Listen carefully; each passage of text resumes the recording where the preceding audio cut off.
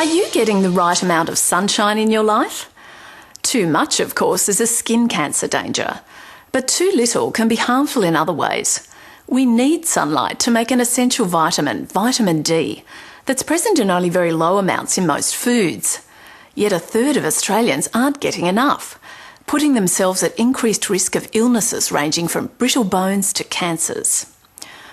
So how can you make sure your sun exposure is just right? Once it was thought those missing out on vitamin D fell pretty much into a few key groups. Older people whose skin can be less efficient at making the vitamin, people who are housebound, those who cover their skin, say for cultural reasons, or those with dark skin that partially blocks the sun's rays. But there's a growing awareness that work and lifestyle factors play a role too. There's not much time for sun exposure if you're a shift worker who sleeps all day. The same goes if you work indoors, heading off early in the morning and returning after dark. It's not a trivial issue. It's long been known that vitamin D is essential for healthy bones. But more recently, lack of it's been linked with problems ranging from high blood pressure and diabetes to rheumatoid arthritis, multiple sclerosis, infertility, and cancers of the breast, prostate and bowel.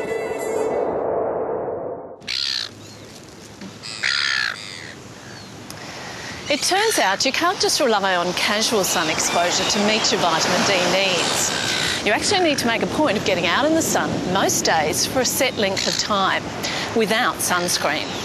Now that might sound like the exact opposite of what all those skin cancer campaigns have drummed into us over the years. But we're talking about only very short periods of time each day.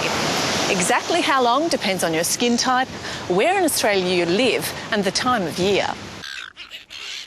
The advice to avoid the sun in the middle of the day in summer still holds true. However, in the cooler months, the sun in the middle of the day is actually the best for getting your vitamin D.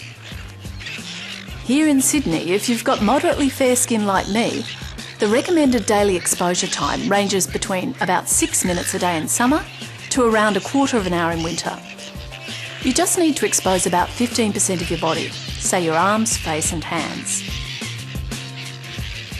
If you can't get any sun at all, say because you're bedbound or very prone to skin cancers, you can take vitamin D supplements. If you think you might need them, talk to your doctor for advice. The rest of us just need to keep those time limits in mind and get a healthy dose of the great outdoors.